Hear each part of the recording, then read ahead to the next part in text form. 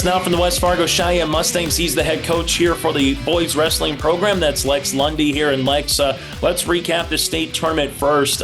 First and foremost, let's go back from the back to front, if you will, the most recent, which is being the duels. From a wrestling coach's perspective, able to finish second place in the duels.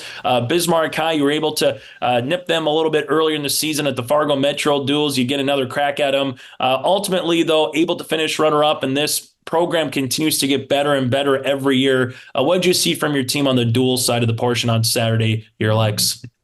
Yeah, I mean, just looking from the start of the day on Saturday, Bismarck Century first round is the 4 seed out of the West. That is a solid program. A tough battle that we had first round. So we knew going into it that we did beat them earlier this year. I think it was 44-18 at Metro Duels. And then we ultimately won first round 32-30. So, things are going to be closer. I know when we wrestled Century at Metro Duels, their lineup was a little bit different. And ours was a little bit too. So we knew that they were going to, change some things to try and compete. And they certainly did that. And then going through the semis, we had Williston, the number 2 seed from the West. We're able to win that one 31-22. And, ultimately our goal was to make the dual finals for the first time ever. And we did. So, we knew it was going to be a tough one again with Bismarck. When we beat them back in January, they had a different lineup then too. So it was kind of the first experience we've ever had of teams out West kind of game planning for us.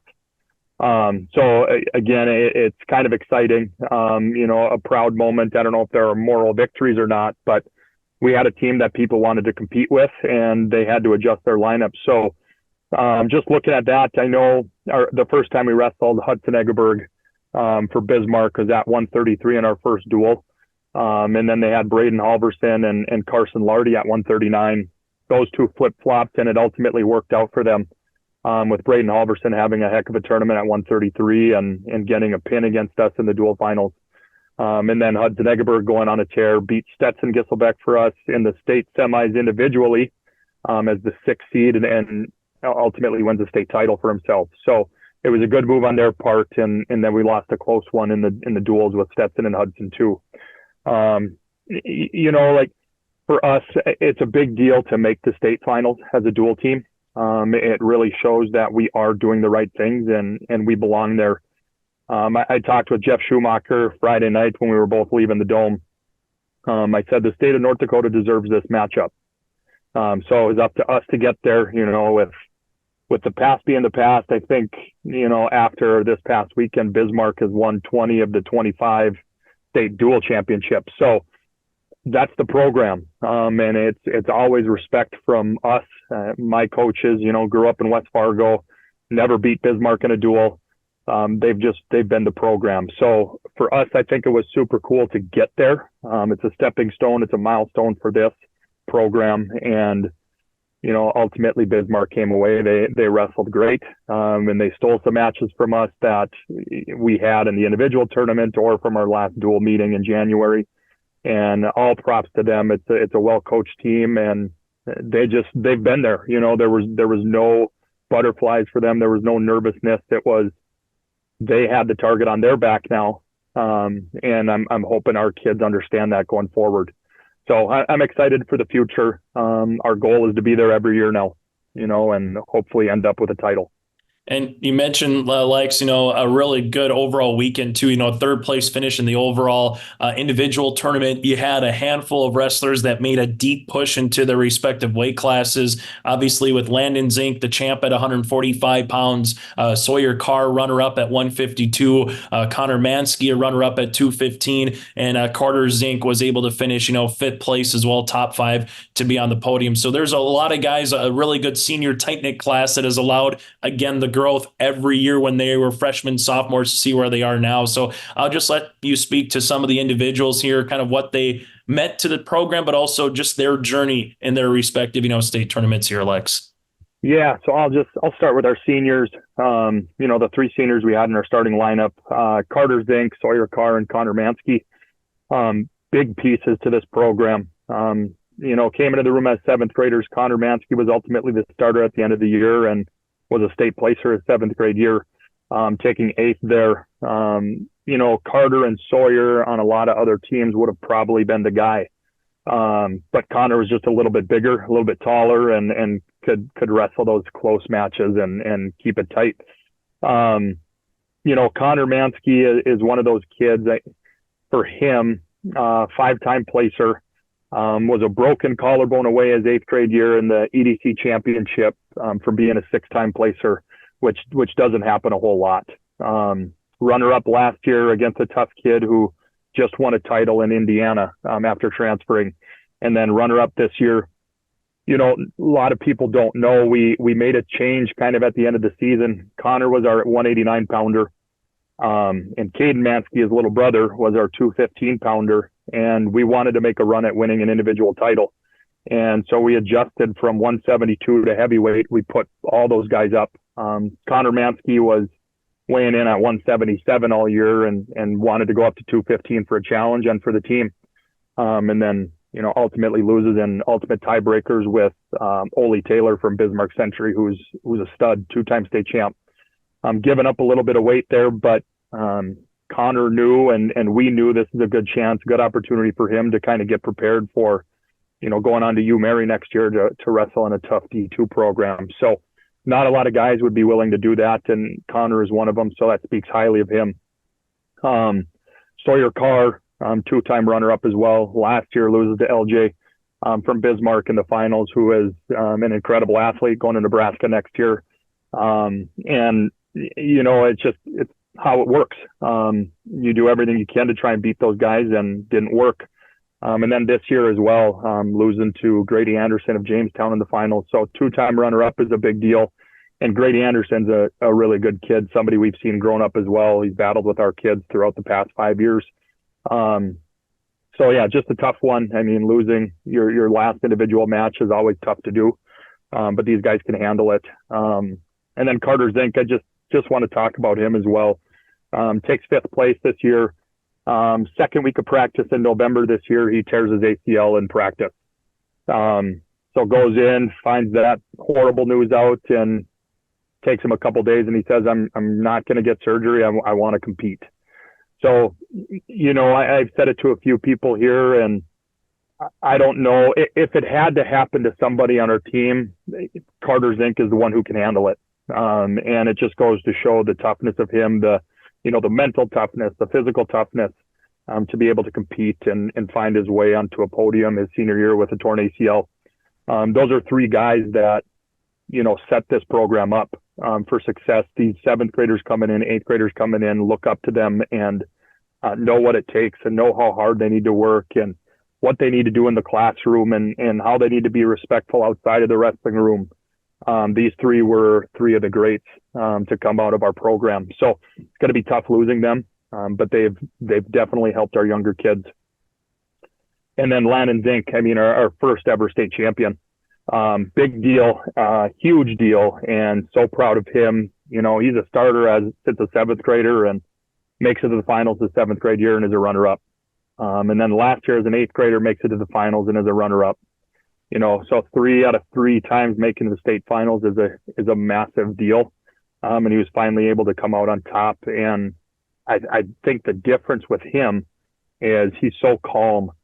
Going into the third period down 4-2 against a solid senior, somebody who beat one of our seniors last year for third and fourth. And at that point was probably the greatest Mustang to ever come out of our program, and Marcus Johnson, ends his career with 101 pins. Ethan Dennis beat him. So we knew it was going to be a challenge, but again, down 4-2 in the third, you get an escape, you get a takedown, you're up 5-4, and some kids can just ride out and be calm there and content. Landon puts a bar in and turns him to his back, and just holds him there for the last 30 seconds. And, my coaches and I, we were hugging. We had about 13 to 15 seconds left. We just knew it was over. And it was a big weight lifted off our shoulders. 9 years, we've had a lot of opportunities as a program to have a state champion, and Landon Zink ultimately gets it done as a freshman. And so now we have 3 chances again to, do it 3 more times. I'm excited for his future, and Carter Zink is a big part of that. Leading his little brother, being a awesome mentor and a role model. So super excited for the future, and I'm already ready for November to come. Lex, you kind of mentioned, seeing kids place, right? To build a program, first things first, you have to qualify. Second thing is find a way to get on the podium. And then once you're in the top 8, it's time to get greedy as you kind of keep moving through. So to have your first state champ, to have your first team, duel to finish into the championship, finish runner up, to be a top 3, these are checklists that, as I'm sure as a coach, you're like, okay, once we do X, Y, and Z, we're starting to continue to build our program and show what Mustang wrestling is. So what's that like to see your team, but these players, these wrestlers, these, student athletes continue to achieve their success as much if it's, achieving Mustang wrestling success? How much fun is that for you as a coach? Yeah, it's super fun. It's super stressful. But again, it's one of those things. We've built a program on kids putting in the work and understanding that they have a say in things too. But ultimately it's our job to kind of put them in the best spot possible for success. And that kind of goes into it as well with, Maddox Weigel, a 72-pounder bumping up to 89, Connor Mansky bumping up to 215, Caden Mansky bumping up to heavyweight. Those are things we sat down a week before our regional tournament and kind of laid it out there for them, but ultimately said, if you guys don't want to do this, this is your call too. It's our job to kind of strategize and put these kinds of ideas out there so you can understand where we're coming from. And I think it goes to show what this team can do and what they're capable of. And that's a big deal.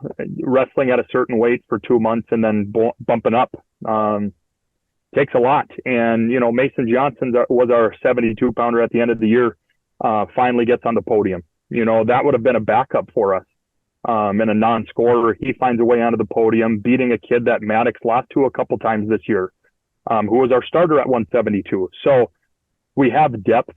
It's super cool to see these kids kind of get up for the challenge. We're not that new program anymore. We have some experience to base ourselves off of each year. And I'm super proud of Mason for getting on the podium. You mentioned it. We took third in individuals Thursday and Friday. Mason Johnson gets a concussion after his blood round match, so he has to forfeit those next 2 matches. We end up losing to Dickinson by half a point. Those are little things that we can look at and say we're there. We are a clear-cut number 2 team in the state as of right now. And hats off to Dickinson. 9-point scorers in the state tournament, and they find a way to take second place. That's pretty freaking cool. And good for them. And, we just want to compete with those West schools. It's become a habit for us, I want to say, to be the team in the East. And we have a target on our back going forward. And I think our kids are up for that challenge, but ultimately we want to compete with the state of North Dakota, and those West teams are solid. And we have a core group of young guys moving up here. And especially you think Landon Zink is a freshman state champion. That's got to drive some of these younger kids. And I know they're excited. So I'm proud of the team. I'm proud of the team finish. Would have liked to get a little bit higher, but life isn't fair. Last thing for you, Lexi, before we let you go, trader characteristic, whether it's in the wrestling room, whether these guys go from the wrestling room to their classes, to their normal daily life, what is something that you hope people watch, listen, hear about West Fargo Cheyenne wrestling? What do you hope that, these wrestlers take with them, whether it's in the wrestling room or, like I said before, into just their normal day-to-day lifestyles? Yeah, it's the hard work that we instill in these kids when wrestling starts every November. It carries itself into the classroom, into the school, into the communities. Our past 3 years, we've been scholar academic team. And that's really what we pride ourselves on, making sure that these kids are being respectful to every one of their teachers. They're getting their work done. We started, like I said, 9 years ago, and we had to start doing grade checks weekly just to make sure these kids were doing the right things. And at that time, we didn't have a lot of wrestlers. We just had kids who were trying to sport out or trying to figure things out. And we still do the grade checks every week. And I want to make sure that, the school, the state, everybody knows that these are good kids. They're going to be respectful. They care, and ultimately set them up for success post high school with whatever they want to do. And, we've built it that way. We're proud of these kids, and I'm excited for their futures after high school, to see if they get into a college wrestling room, to see if they get into a college just to be a student. There's so much more to life after high school wrestling. And we want to set them up for success there. Like I said, thanks so much for your time and congratulations on a really good season. And well, it will be November in a blink of an eye. I'm sure of that. Thank you so much. I appreciate it. Thank you, Chase. Live, work, and play here in Hillsboro, North Dakota. The Hillsboro Economic Development Committee can assist you with information and support for business and housing. Experience Hillsboro. More at 104. Welcome back into the YourLiveEvent.com Coaches Show as we're visiting with the head coach of Ada-Borup-West Cougar Boys Basketball, Nate McCraven. Here are the Cougars currently 20-4 on a little bit of a break, kind of like a winter break, spring break for the team as well, too, as played last Saturday in the conference championship and coming back here this Saturday with a game over at Pelican Rapids. But let's look at the year as a whole, Nate, here, and just go back here over these last 3-4 months, where this team has come from, what they've done, how they've improved, how things have been going.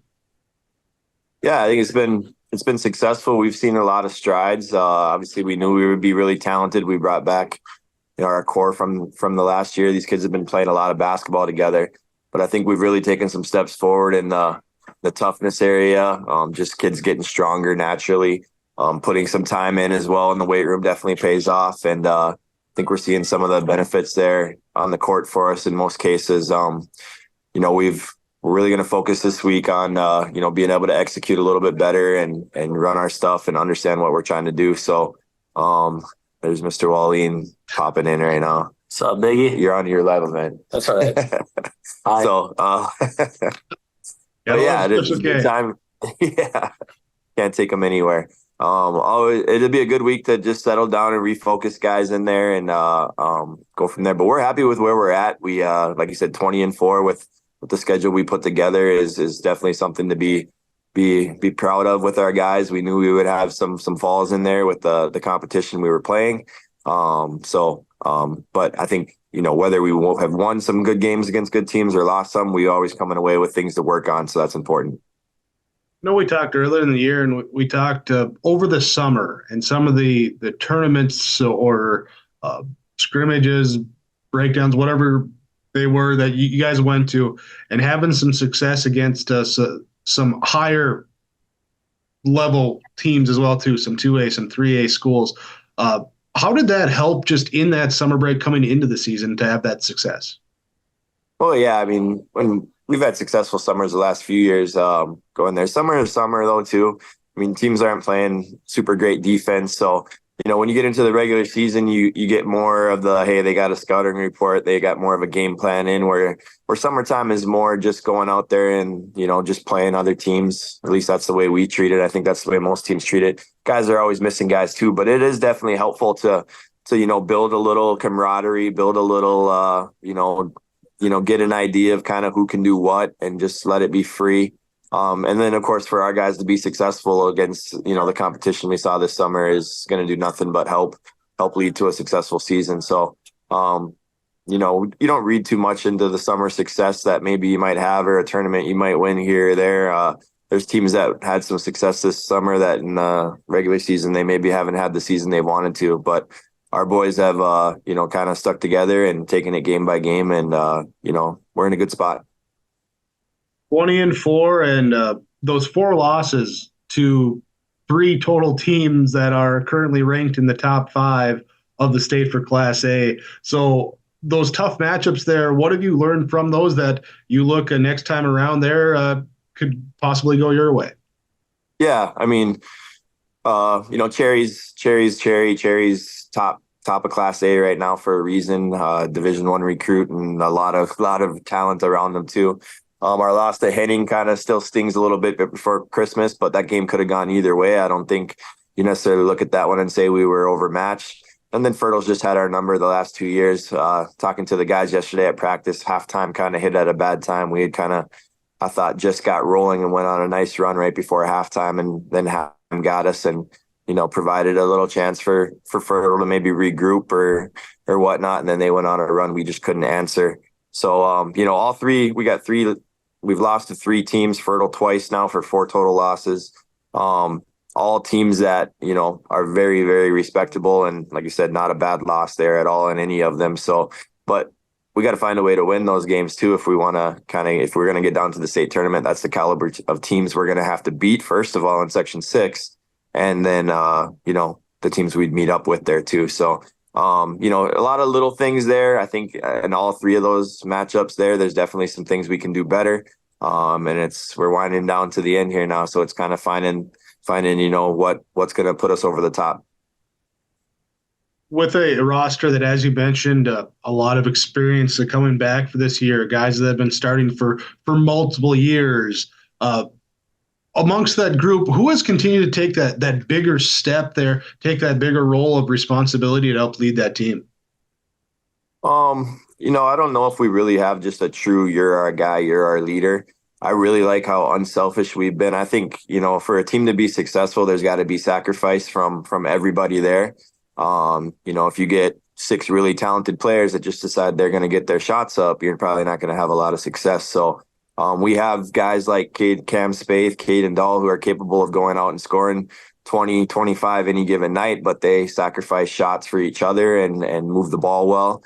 I think Austin McCraven's capable of putting up 20 any given night. Mason Larson is a dude. I think Mason's really taken a huge step forward from last year's returning 6 to this year's returning 6. The strength he's put on and just the presence he's given us down low is something that we weren't having last year. We didn't have last year.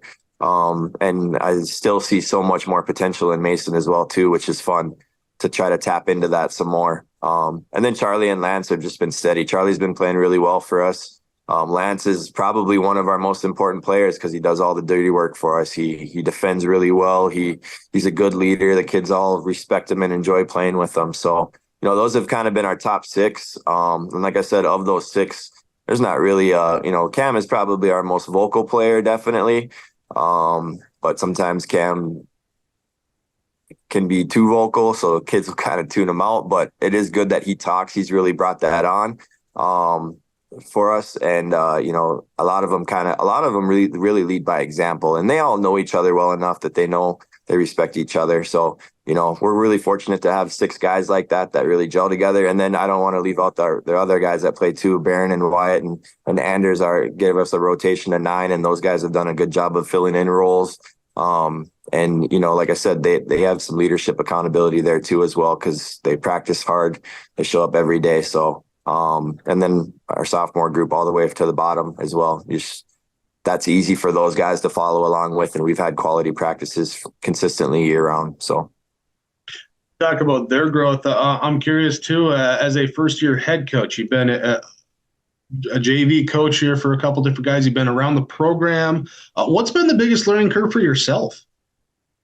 Yeah, there's been a lot of just being able to manage a game. I've coached a ton, even though it's my first year as a head varsity coach. And I've been fortunate to be around these kids since a lot of them were in Pee Wee baseball. So, I've known a lot of these kids since they were 9, 10 years old, even younger than that, some of them. So I think they're very comfortable with me. I'm very comfortable with them, know them very well, know how to kind of talk to them, who I can kind of poke a little bit here and there. But for me, just the learning curve the first year has been, and it's been probably every coach with the shot clock being introduced this year, just learning how to kind of manage that game.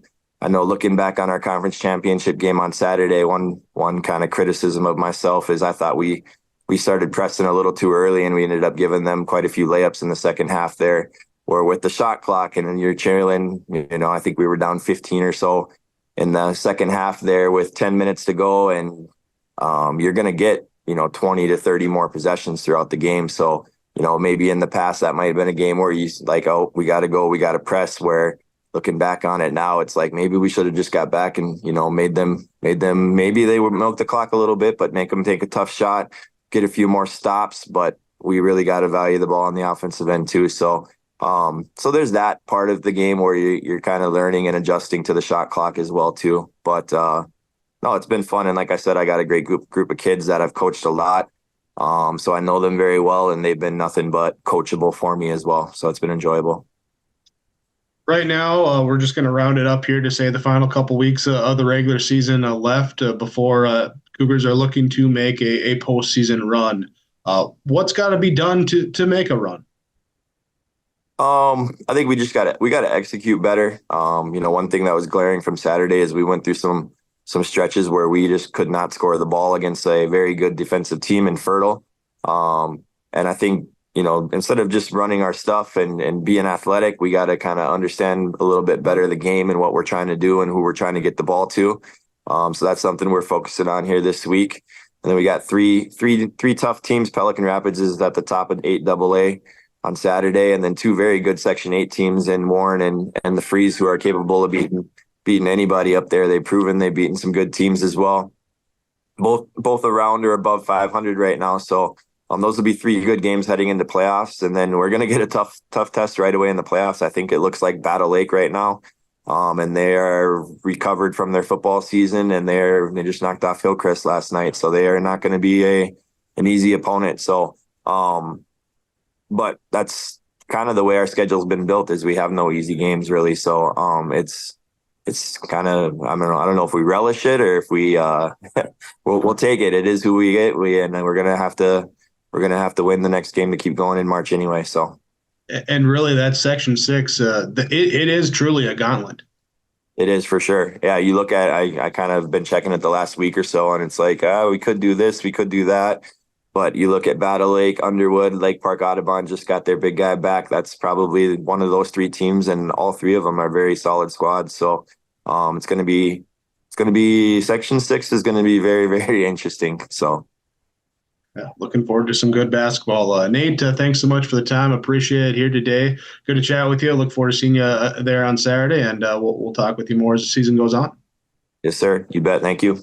Thank you. Nate McCraven joining us here for the Your Live Event Coaches Show, Ada-Borup-West Cougar Boys Basketball. Hey growers, when working on your water management solutions, call Chad's Excavating out of Mayville. They are your water management contractor, helping you with tile drainage plans, service drainage plans, or both. Remember, water management is a lifetime investment. Call Chad 701-430-0182 to get your water problem solved. For more information, follow Chad's Excavating on Facebook.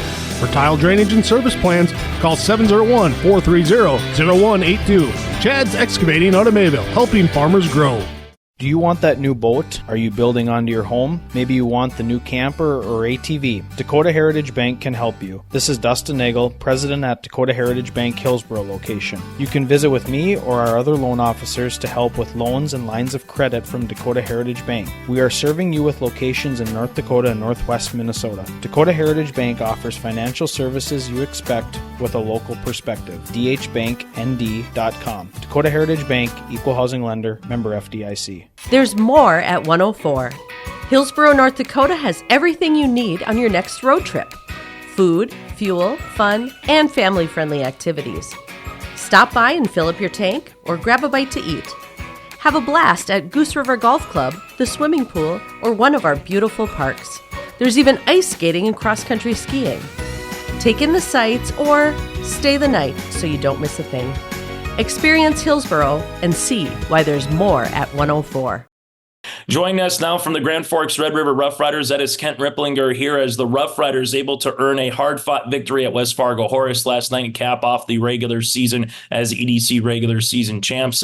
Kent, let's just start there. What does it mean for this program? I'm sure as any year you have goals, you want to get to certain levels as the season progresses, but what does it mean this season with this group of girls to be the regular season EDC conference champions?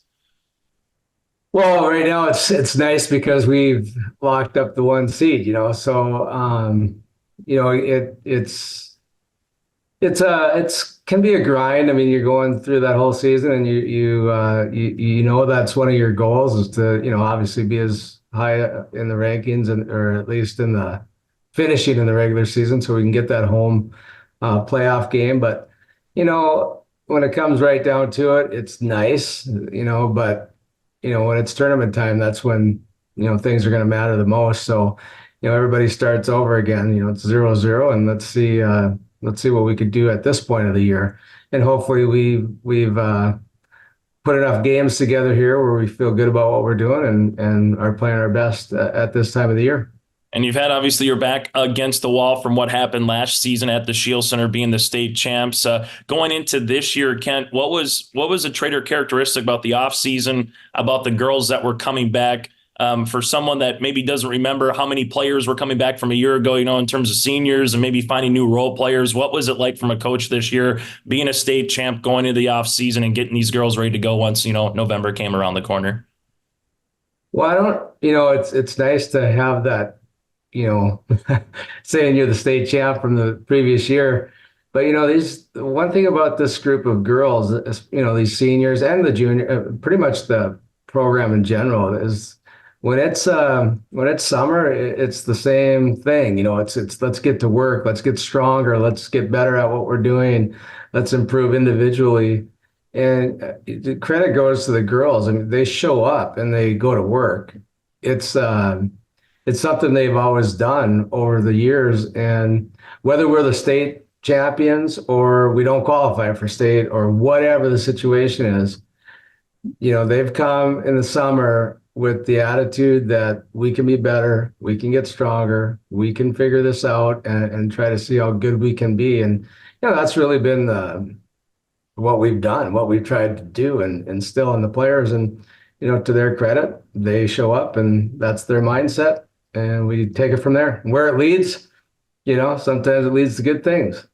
You mentioned players and senior leaders, one of them obviously being Jocelyn Schiller here in terms of her thumbprint and record breaker, what she's been able to do in program history, and she's still got a handful more games. I know you get asked, what does she bring to the team? Can you name any more adjectives, superlatives on a player like this? But ultimately off the court, Kent, what does someone like Jossie bring to the squad when maybe the fans, the media, other teams don't see, what she provides off the court as much as what she is as a player on the court here, Kent? Well, she's definitely a leader. I mean, she leads in all aspects. She wants to do well in everything. I mean, she's got she's a multi-sport, athlete. She's involved in student council, things like that. So, I mean, it's not just basketball. It's kind of become, who Jocelyn is. And, that's to her credit. She knows that, to be as good as she is or is to have the success she does have, one, she has to put the work in. And she's, I don't know if I've seen a kid put in that much time and effort into whatever sport she's in. She just wants to do well. But she also is probably one of the best teammates, you could ask for. I mean, she supports everyone and wants everybody to, be involved in what we're doing, and she leads by example. I don't think I've seen too many kids as mentally tough as she is. She gets a lot thrown at her. She gets a lot of, deserved praise and she just handled everything as well as I've seen anybody handle the success she's had. And then these milestones that keep, popping up and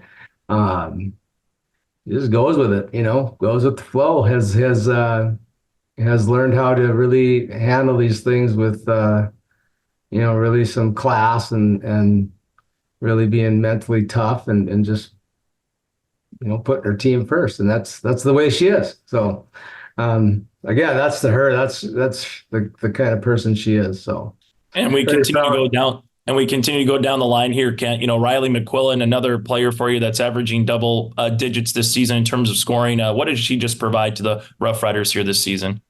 Well, Riley, again, same kind of player in terms of just a mentally tough, aggressive player that she believes in herself, believes in her team. And, she's 5 foot. We have her listed as 5'4", but, it could be debatable, but she doesn't. She plays much larger, taller, whatever, however you want to say it. She just makes up for it in her aggressiveness and her just being a really smart player. And of course, she puts the work in. Doesn't matter what sport it is. She shows up. She goes to work. She's gotten stronger. She's gotten faster. We ask her to play Um, in our 2-3 zone, she'll play a lot of times in our rotation. She'll have to go play the wing, and she's trying to battle with these guys that are 6 foot tall or better, and she just, there's never any excuses. There's never any, I can't do this kind of attitude. It's all about, I'll get the job done. And that's kind of player Riley is. And she's proved it for 3 years now. So, again, she's one of our leaders and has done nothing but what we've asked her to do and more. So been awesome. And as you know, Kent, once you get to any time of the year, you need players off the bench to attribute. You maybe have one or two studs. You need your starting five, some players to come up in different roles at different nights. And you mentioned before we got going, what Morgan Hartsey just brings. She might not score, but she can still impact the game in terms of what she wants to do defensively. So when you have a kid like that maybe has that bulldog mentality of, I'm going to get deflections, I'm going to get on the floor, I'm going to, get the backside rebound. How does that just add to what already is a really good defense when Morgan, comes off the bench? Well, it keeps us going. We go to the bench and Morgan can come in there and apply a lot of pressure on the basketball. Like you said, she may not show up in the scoring column as much as maybe she'd like to, or however you want to phrase that. But she knows that what she contributes to her team is essential, because she comes off the bench and we just can keep our pressure going. And sometimes it's even better, pressure. So, in that rotation. So she's valuable just as they all are. It takes an entire group. But one thing people don't maybe notice as much with Morgan or anybody else, when we're playing defense, is the amount of times they force bad decisions. Somebody's got the basketball and they got Morgan up, applying the pressure and they make poor decisions out of it. And, that's part of what, we're trying to do. And she's able to cover a lot of ground and apply that pressure that we need. So, she's one of them. I think too, people, it's important that you have people coming off the bench that understand what you're doing defensively. And I thought, throughout the year, Maggie Barker has been exceptional at that. She goes in there, she plays tough defensively, she sets great screens, is really a smart player too. I can go down the list. I mean, Alex Staus as a guard coming off, she steps right in, knows exactly what we're trying to do, and executes as you would expect a senior to, and there's never any concern about who gets the credit. It's just about, let's go out there, let's play the way we play as hard as we can, give a great effort, have a great attitude about it and see where it leads us. And so far it's led us down a pretty good road. So Kent, I remember a couple of years ago covering you guys out in Bismarck for a state tournament, and some of the West media said, what is this 2-3 zone stuff? We only see man pressure defense, out here. And then, all of a sudden you start going to it. It evolves obviously every year with the players that you have. And as you said, forcing pressure, forcing mistakes. I'm not trying to, give me the coach's playbook, if you will, but what is the secret sauce in that 2-3 zone that is active, that allows all five players to kind of quote unquote play as one and know where they are defensively on the court? What has worked so well in that zone for you here, Kent? Well, I think first and foremost, it starts with understanding that you have to, there has to be pressure involved, so first and foremost, we have to pressure the basketball. And, the concepts are, they're not too far off from man-to-man. We teach a lot of it through man-to-man concepts. So it's not like, it's just stand here and cover this zone. We're matching up out of it. We've got rotations that we, for the most part, are pretty much the same. And we adjust them based on who we're playing, obviously. I mean, you have to make those adjustments because you have different types of players on each team. So we try to make those adjustments, but it starts with, like I said, it starts with pressuring the ball, and then it starts with the kids knowing the rotations and not having to think about, what you stop to think, it's too late, against these players, it's just too late. So they feel good about what they're doing in terms of understanding the defense and the rotations involved. And, and you can fly around, then you can fly around and play, and again, the credit goes to the players. I mean, when they're confident and they're working as one out there, defensively, I feel really good about it. And this year has been no different. We've for the most part felt really good about our defense and putting together, some pretty good strings of where we're stopping teams when we need to, and then rebound the basketball out of it. So, again, it's the kids, and those guys, those seniors have been with us for a while now, and their confidence in what we're doing is pretty evident when we're playing. So when you see us flying around, trying to pressure the ball, trying to contest shots, and understanding our job out there, it can be fun to watch, even if you want to, say just playing a 2-3 zone or whatever. We're real confident in what we're doing.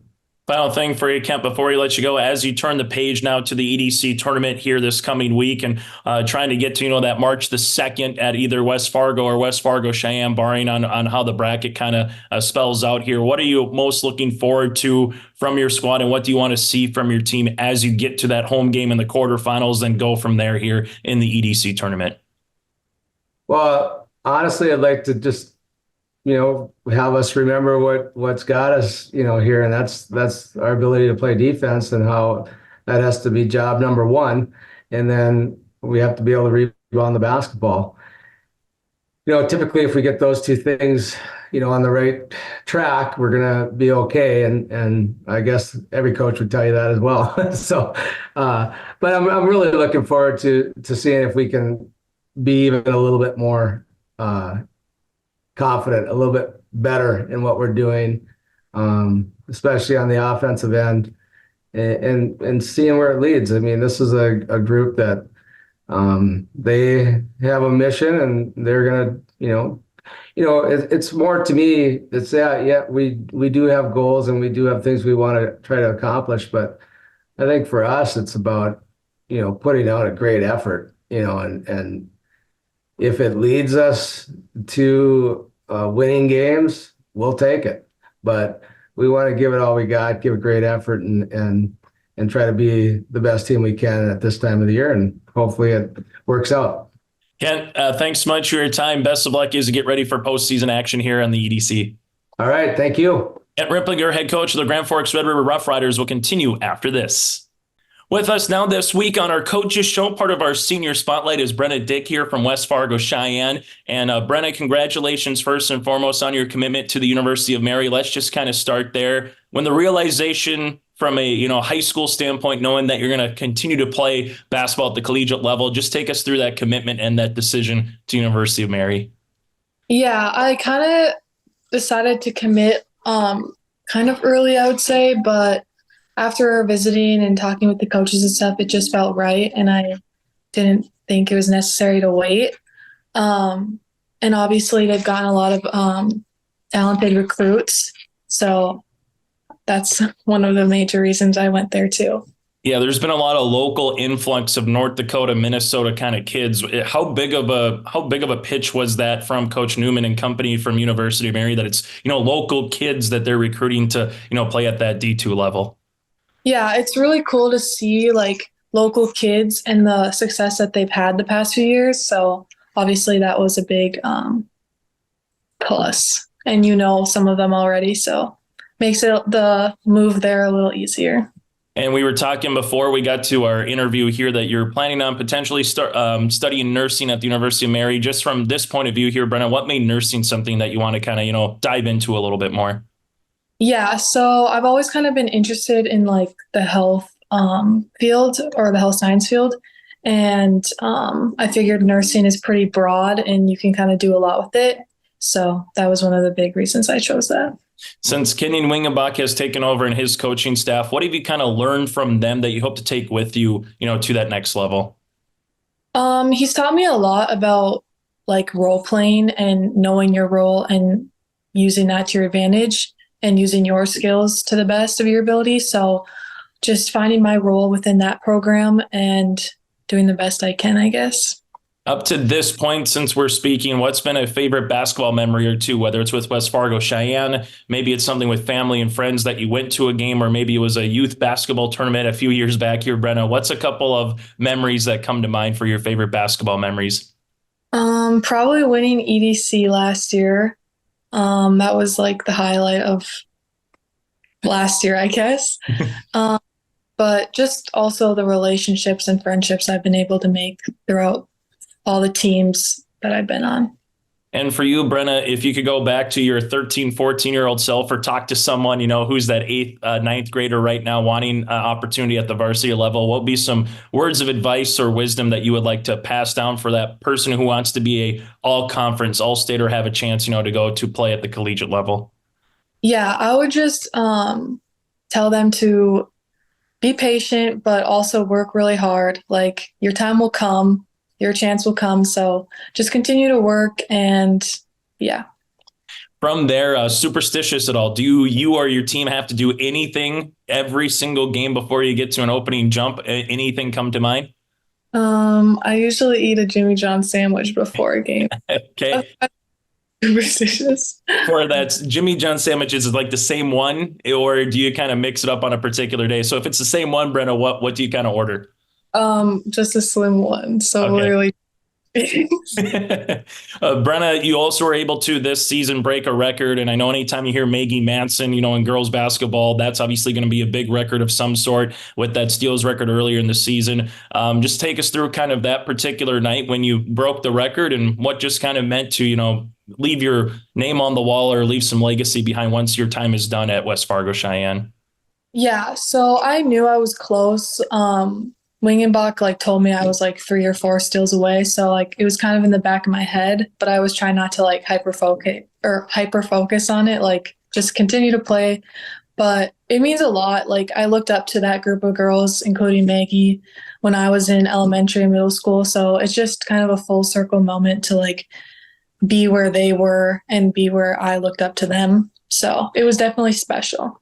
What's a trait or characteristic that you enjoyed the most so far during your time with West Fargo Sheyenne girls basketball? What's the thing that you really enjoy the most, whether it's at practice, at school, bus trips? What do you just enjoy the most here, Brenna? Just being around my friends. We're all friends on the team, and they're genuinely my best friends, and it's always fun. And we usually can poke jokes at each other at practice or during games. So just always a good time. Final thing for you, Brenna, on the basketball court, not trying to give too many secrets away, but what's your favorite shot? Is it a pull-up 20-footer in transition? Is it a teardropper, once you go in the paint? What's something that you like to pull out when it presents itself, on the basketball court here, Brenna?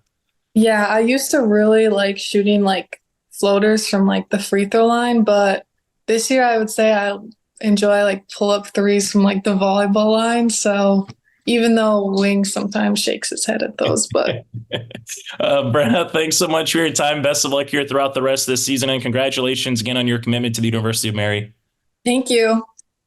College goes far beyond the buildings, classrooms, and the tests. It's about making new friends, trying something different, and discovering your purpose. It's about getting involved, supporting your community, and joining the conversation. It's about learning, growing, and finding your passion. This is not your average classroom. This is the University of Minnesota Crookston. Lee Brothers Sales, Highway 9 in Ada invites you to order your new Chevrolet vehicles. From the Silverado, Trailblazer, and Traverse, Lee Brothers is your authorized Chevrolet dealer, providing sales and service to the area since 1975. For ordering your vehicles, talk with Mitch Smurfer J. Trust the experts who know your vehicles best and take advantage of great Chevy certified service offers today. Lee Brothers Sales, Highway 9, Ada. Call 218-784-2000. I'm Tylee Johnson. I'm confident in the arena. And when it's time for college, I'm confident Bank of North Dakota will help me make good student loan decisions. Visit bnd.nd.gov/confident. I'm Lily Bell. I'm confident on the court, and when it's time for college, I'm confident Bank of North Dakota will help me make good student loan decisions. Visit bnd.nd.gov/confident. Treat yourself to a great career at American Crystal Sugar Company. Team up with quality people making quality products. Full-time and year-round in a stable business. With great pay and benefits including time off available from day one. American Crystal Sugar Company invests in you to promote your continued growth and career advancement. Grow your career doing your best work within the world's best beet sugar company. Apply online today at AmericanCrystalCareers.com. Welcome back to the YourLiveEvent.com Coaches Show, brought to you by the Hillsborough Economic Development Corporation. I'm Joe Lancello with Destry, Sterkel, the coach of the boys basketball team at Sacred Heart. I understand your regular season finished up on Tuesday night. How did that go? We played a pretty good game. We played a tough Goodrich-Grigla. They're 19-4 this year, and we lost 56-51.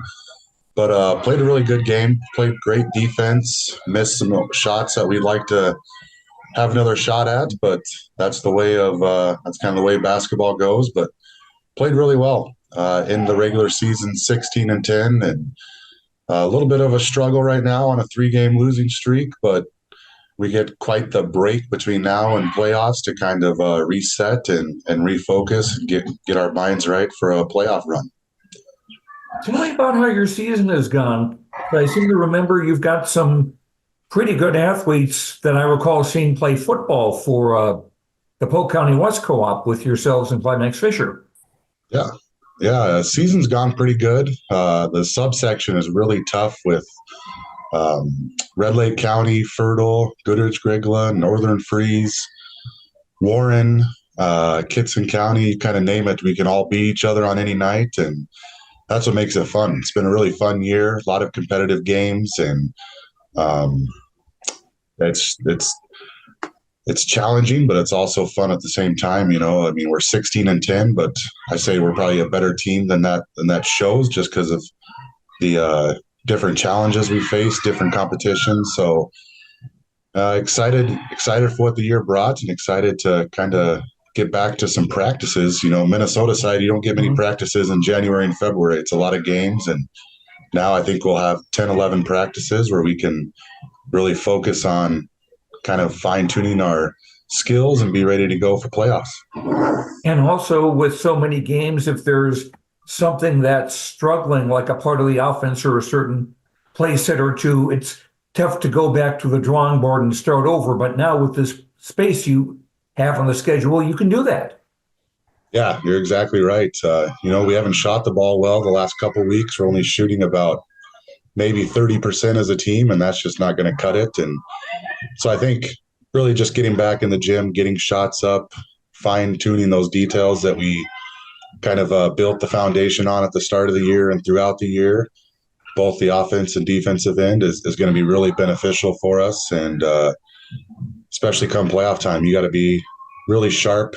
The game kind of slows down. You got to be able to get quality shots and knock some of those down. So, that's the main focus, is really focusing on us the next week and a half, and kind of regrouping, re-energizing, and see where it takes us. As I remember, the seedings are released awfully close to the first game of the playoffs, so it's just kind of sprung on you more or less, isn't it? Yeah, it looks though like we would probably be playing either Warren Alvarado Oslo or Northern Freeze. And the good thing about Section 8A in the West is we all know each other. We're all in the same conference, in the same section. Most of us play each other twice a year. So you could call Coach Spildy at Northern Freeze, and he'll draw up my 5 favorite plays, and I can do the same for him. So it's more about learning about yourself and learning to execute to your best potential. I would say one positive about this time of the year, too, is that you can bring up some guys from your JV and have them practice with you as well. Yeah, we got a few guys that'll stay around. Our JV had an incredible season. They went 23-0 with a win last night. So future's bright. And then our C team was 11-4. So that's just great quality of basketball being played on all levels at Sacred Heart right now. And it's fun to see. We got 35 kids out in a small school, and they all love to put the work in. They love being around one another. They're very coachable. So it's really a fun time the program right now with lots of success. And then, our younger programs are bringing that same success. So practices can get very competitive and very interesting. All right. Destry, thanks very much for your time, and we'll be looking forward to see how the Sacred Heart Eagles boys do come the basketball playoffs. Awesome. Thanks for having me, Joe. And we'll continue on the YourLiveEvent.com Coaches Show after this. Let's bring in the head coach, Michael Mathison of the Sacred Heart Eagles after the win. Coach, I know that this last stretch of games has not been easy for the team. You've been challenged, whether that just be on short nights, short rest, no time for practice, things of that nature. Everybody's been sick, all that jazz. Tonight you got a game out of Climax Fisher. You knew it wasn't going to be an easy one. They pushed you to the limits, and your girls rose to the occasion. Quality win tonight for the kids. Yeah, absolutely. I mean, and like you said, the past week has just been a very crazy week for us to finish up the regular season, and we knew it was going to be a tough battle, but holy cow, this Climax Fisher team, in a year, they have turned this thing around. And obviously they have a stud in Hoffman. I mean, she can get anything she wants, and we gave our best effort to not even allow her to catch the ball. And I don't know what the final stats were, but I know she had 20 plus on us, and just a huge night from her, and a bright future for them too. So I expect many good games with the two of us, in years to come. But ultimately it was all about tonight. And like I said, last game of the regular season and finishing strong after a big win last night, and that's what we did. We came out, we gave it everything we had left after 6 games in just over a week, and we're excited. We're excited. We're exhausted, but we're very anxious to for Saturday to get here. That's when the section brackets and everything, all the seedings get released, and what an exciting time of year. It's the best time of the year. A lot of people say that. It's almost like Christmas morning. You get that bracket out, right? You can check it out. And for your team, they've been challenged and tested. Tonight I thought, you made Hoffman work for every single shot she had. Yeah, absolutely we did. And that was, the game plan coming in was a complete no-touch, full court on her. And like I said, we did our best effort. We kept, both Finley Horkin and Izzy Swickla on her. Towards the end of that first half, when we got in a little foul trouble, we threw Peyton Schrader in there, and she stepped up, just sitting on the bench, not expecting any minutes, and she goes in and pushes her around a little bit. So it was a great effort, and not only the girls guarding her, but all of our right-left help, our backside help on the post. It was a total team effort guarding her tonight. Really was. And there was moments when you'd have a mismatch, but your girls just rose to the occasion. Again, proud of the team that way. And now you get a couple of days, kind of collect yourself a little bit.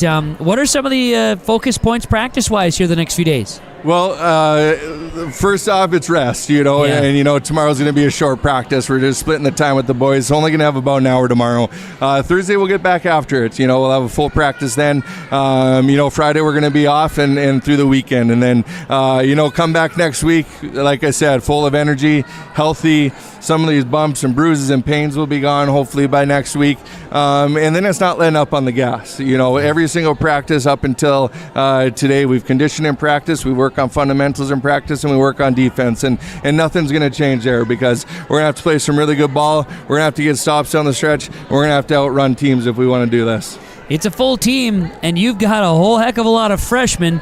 Yeah, we're looking at a couple of teams that don't have much distance between each other. That should be a lot of fun to keep watching grow over the next few. Yeah, absolutely. It's going to be. We're definitely excited about the direction our program's headed, and like I said, they got a great thing going here too. And I know they got some younger classmen, in sixth grade, the Hoffman sister, and that junior high too, the JV game. They were some really good ball players out there earlier today too, and yeah, it's going to be a battle. A little 20-minute hike over here, but could be a little fun little rivalry here in the next few years for sure. No doubt. Michael, to you and the team, congrats on the season and the win here tonight. Good luck as you get ready for playoffs. Thanks a lot, and thanks for covering us tonight. We appreciate it. You're very welcome. That's Michael Mathison, head coach of the Sacred Heart Eagles, 63-55 over Climax Fisher on YourLiveEvent.com. Rivers Edge Insurance Agency post-game coaches comments. Let's take a break, come back with more after this. That does it for the YourLiveEvent.com Coaches Show. Join us every Wednesday night at 7 for another edition as we close out the month of February, as brought to you in part by the Hillsborough Economic Development Corporation. I'm Chase Miller. Enjoy the rest of your week.